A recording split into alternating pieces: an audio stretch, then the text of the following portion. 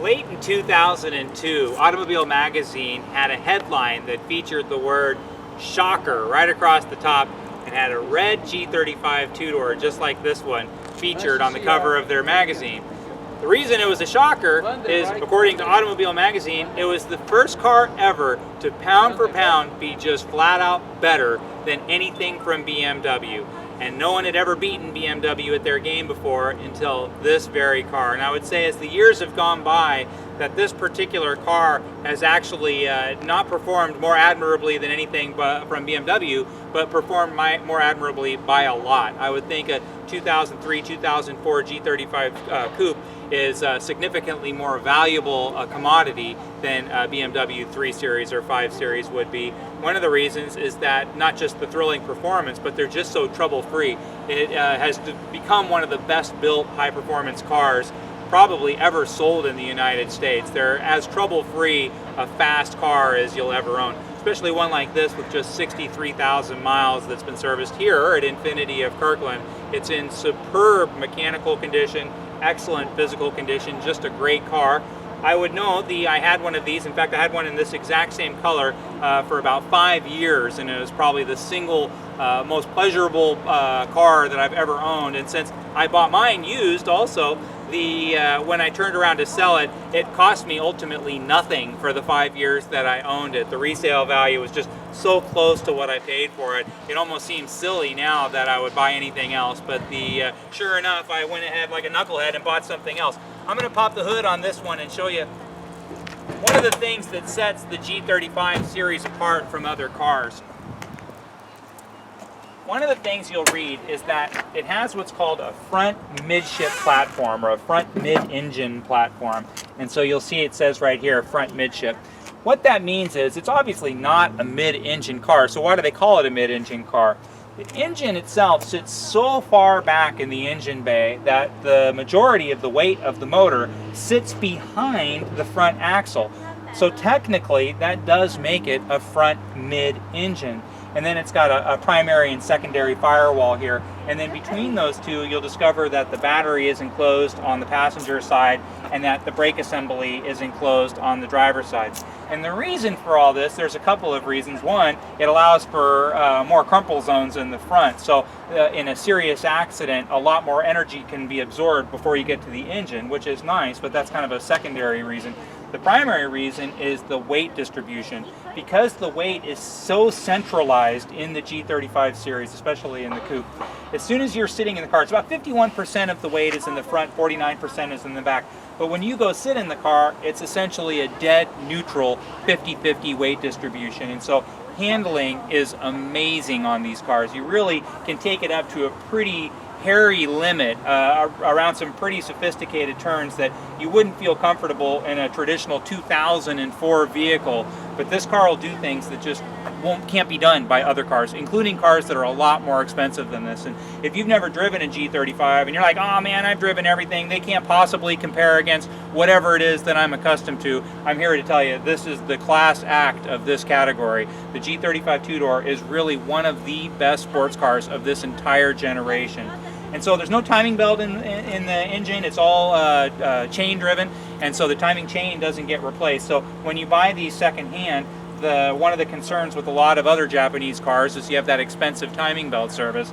Not the case with the Infiniti, all chain driven. So you still have your 30,000 mile incremental services, and you know if you're buying one from an Infiniti dealer, they've either recently been done or just been done, as is the case with this one. So really, really nice and clean throughout the interior of the engine compartment. As you may know or may not know if you're new to looking at Infinitis, Infiniti as a brand does not report to Carfax, and so it can be a real adventure, especially on older cars that could have really been dragged through the mud a little bit in their life. It's hard to know without having the actual service records from an Infiniti dealer.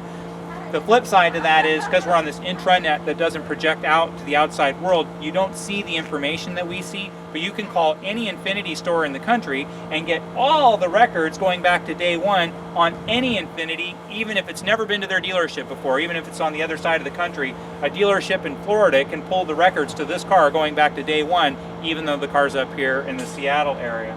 But when you're looking at cars, if you don't have access to a friend at an Infiniti dealer who will provide you with the information that you're looking for, all you need to do is, especially on the front end of the car, you always look inside this area right in here. You notice how the paint is always really dull on the engine compartment itself, but really glossy on the outside. And so this is the recipe for success if you're looking at a car that you're planning on buying for yourself. Always want it shiny on the outside, always want it dull on the inside. They don't put clear coat on the interior of the engine compartment, so it's always just really dull, which is good. If you see one that's really shiny on the inside, that's actually bad. It means it's been in an accident. And so these screws, because there's not much paint on here, these screws scratch really easily. So if you see that one of these screws has been chewed up a little bit, it's for sure that it's been in an accident. Same with the passenger side. In fact, you can go all the way around the car. The interior components are never that shiny. And so as a result, these screws, if you ever see them turned, you know that that part's been hit. We don't use VIN stickers like some of the other brands do, so it takes a little bit more of a sophisticated eye to see if one's been in an accident or not, but honestly, it's not that big a deal if you know what you're looking for. Xenon lights were standard starting when this car came out for the 2003 model year. And if I look at the front end of this car, it's completely original. I see a rock chip, I see another rock chip, a couple little teeny tiny baby things. Little scuff right there, but this car is actually in phenomenal condition for being almost 10 years old. Tires look great, wheels, hard to believe, just one tiny little notch right there, but no curb rash or anything like that. I don't know who detailed these wheels. Probably want to revisit that, but it actually looks really, really nice. Interior wise, the interior looks fantastic. Side bolsters, sometimes these get a little bit worn, but by the time you see this live and in person, this will all be reconditioned and be the same color as the rest of the chair. The chair will look like brand new. And so pure original interiors like this are really easy to clean up, and this car will look like a brand new car when we're done with it. One thing that you'll notice, if any G35 coupe, the sedans don't have this problem, but the coupes do. Anytime they're owned by a heavier driver, the left bolster right here just gets blasted, and they'll be super flat, and this will be all blown out, and this will be hanging. And so whenever you get one that was owned by a lighter driver, believe it or not, that's a good thing, because when these side bolsters get blown out, it makes the chair really uncomfortable, and it's just a question you need to ask: how's that driver's seat look? However, if you own one of these already and you want to rectify that to some degree, what they do is you can call any interior guy and they will unstitch this stitching right here, and then they fill it with Brillo pads, believe it or not, and then they stitch it back up, and it actually gives it a nice firm texture, but it makes the chair a lot more comfortable. What happens is if you don't do it, you're going to find yourself kind of slipping to the left all the time, and it can actually be a little bit unnerving. So you want to make sure you get one with a nice original interior.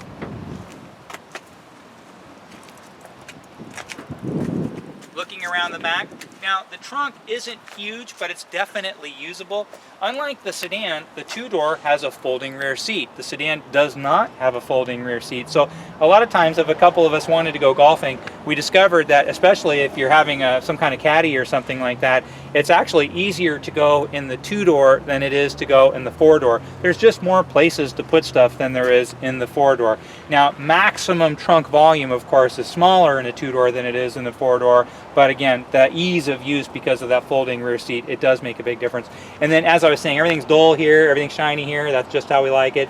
And then these screws, we love completely original screws, and again, that's the case. Anytime you have a car that's popular with young people, you just know that they're going to drive it hard, and so that's just the real world. Most people who buy a sports car buy it because they want a sports car and they want to drive it fast, but unfortunately, most people who drive a car fast probably shouldn't be. They just don't have the skill and savvy to drive a car fast, so they get in accidents. And just the problem with Infiniti not reporting to Carfax comes up again and again, especially on two-doors. This one looks great. Passenger side looks fantastic. One teeny tiny little rock chip, two teeny tiny little rock chips, no big deal at all. Let me jump around on the other side. Let's take a look inside.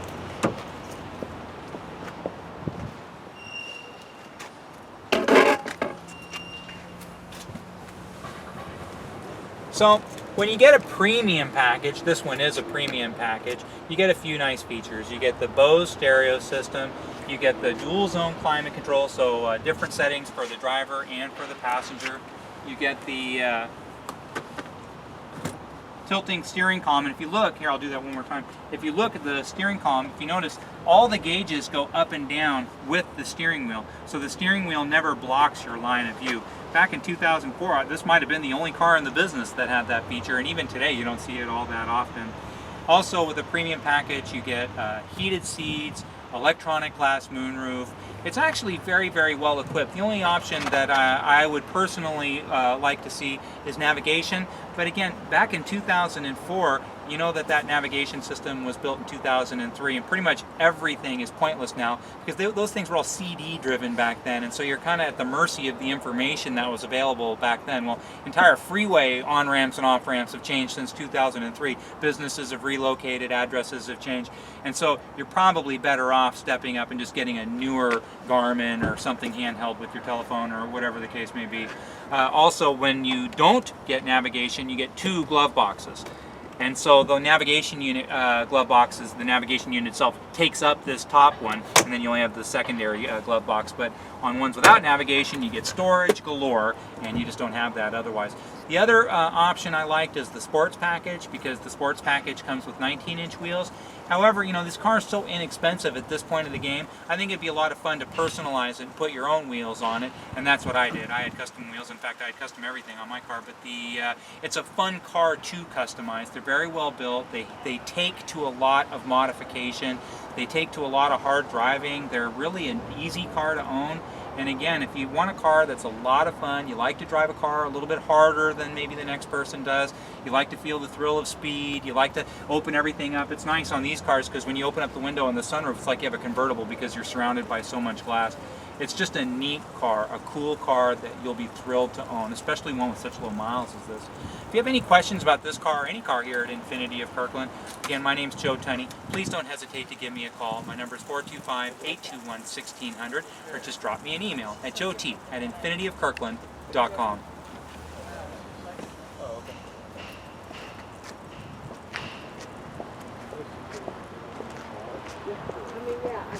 How's it going? How are you? Hi, how are you doing? Good. Just making videos. Yeah, I saw that. Yeah. So you got